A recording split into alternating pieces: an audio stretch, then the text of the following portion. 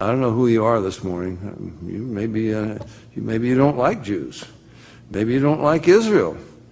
Well, I'm not anti-Semitic, but that Israel thing, I mean, they shouldn't be over there occupying that land of the Palestinians. Really? The Palestinians have been stealing their land. Palestinians? What are you talking about? Let's go to Genesis. Let's get a couple of things straight here. Genesis 11, verse 31. And this Abram, has been called. And towards the end of it, they went forth from Ur of the Chaldees to go into the land of Palestine. Is that what your Bible says? Surprise! Surprise! What do you know? I mean, it's amazing, isn't it? There is no such place as Palestine. What? What does the verse 5, chapter 12 say? They went forth to go into the land of Canaan. And into the land of Canaan they came. End of verse 6. The Canaanite was then in the land. Well, that's quite a revelation, isn't it? I mean, you got these guys over there, they say, we're Palestinians. We're descended from Ishmael. And Ishmael was the original Palestinian. Our ancestors had this place, and you guys are occupying. You hear occupied land? Hear that all the time in the news. You're occupying our land. Well, wait a minute. Let's just be logical. Ishmael was the first son of Abraham. Well, Abraham, what was his nationality? He was Ishmael's father. We just read it. He was a Chaldean. He came from Ur of the Chaldees. What about Ishmael's mother? Well, her name was Hagar. What was her nationality? She was an Egyptian. So you got an Egyptian mother and a Chaldean father, and when they arrive in this land that you claim is yours, it was already lived in, had been for centuries, by people who were called Canaanites. And you dare to say you are descended from the original Palestinians? God said, I'm going to give that land of Canaan. Well, look, let's turn to 1 Chronicles just for real fast, but we still have our finger back there in Exodus 3.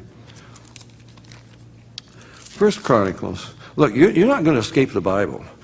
See, when Muhammad began to dictate the Quran, they say he couldn't read or write, and it was taken down on pieces of bark, on stone, and sticks, and leaves even. His favorite wife, Aisha, said that domestic animals ate a lot of the Quran before they... I'm not trying to be funny, I'm just telling you the facts. And at the beginning, Muhammad the Quran talks about the people of the book, the Jews and the Christians. And if you want to know what's right, consult the people of the book. Well, how do they get around that? Well, you understand that the Bible originally was just exactly like the Quran. And these Christians and Jews, they've corrupted it. You're going to have a tough job. You got this all interwoven in there. You couldn't possibly change it at all.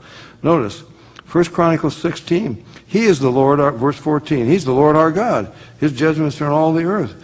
Be ye mindful always of his covenant. The word which he commanded to 1,000 generations. That just means forever. Even of the covenant which he made with Abraham, and of his oath unto Isaac, and hath confirmed the same to Jacob for a law, to Israel for an everlasting covenant. We have something in the church called replacement theology. I don't know, the church has replaced Israel, you understand? I mean, Israel, they don't even belong over there. Really? Everlasting covenant. All right? Saying, unto thee will I give the land of Palestine. Whoops. Is that what it says? I will give the land of Canaan. So this was the land that God gave to Abraham, Isaac, and Jacob. It was called the land of Canaan. It became known as the land of Israel. Well, then what's this stuff about Palestine and Palestinians? Well, are you trying to tell us that there's no such place? Well, that's what they call it now, but how did they come to call it that? In 150 AD, 130 AD, sorry, 130 AD, the Romans who destroyed Jerusalem in 70 AD began to rebuild it as a pagan city dedicated to Jupiter. This is just history, folks. I'm not making it up. Google it if you want. And 132 AD, they began to erect a temple to Jupiter on Temple Mount. You think that upset the Jews? There was an uprising. The Jews were successful, briefly, the Israelis, but the Romans brought in more legions and they wiped out more than 1,000 Jewish villages. They killed about 500,000. They sold thousands into slavery. That was the last diaspora. And in anger, the Romans renamed Israel Provincia Syria Palestina. And from that time on, everyone who lived there was known as a Palestinian. Who do you think lived there? Jews. There was not an Arab around in sight.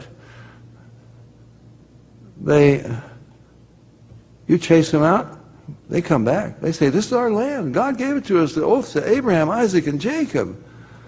He said he would give us this land forever. So they come back. So who was called Palestinians?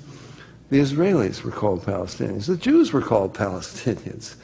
And we don't have any copies of Judgment Day, I'm sorry, but in that book, you could get it off of our web. You could get it from Amazon.com or from, should be in Barnes & Noble. But anyway, I quote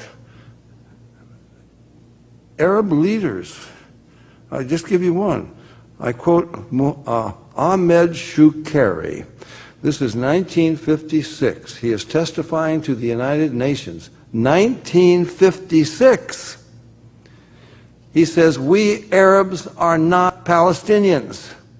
If there's any Palestinians, it's those Jews. Palestine is an invention of the Zionists. I'm giving you the facts. 8 years later, Ahmed Shukeri became the founding chairman of the Palestine Liberation Organization. And they begin to say, oh, we're Palestinians. We're the original ones. We're descended from there. You get the idea? Okay, it's a lie. It's a fraud. But I better move along. So, is God still the God of Abraham, Isaac, and Jacob? Is he still the God of Israel? Does that make any sense today? No, still makes sense. In fact, it makes more sense now than it ever did before. Because Israel continues to exist.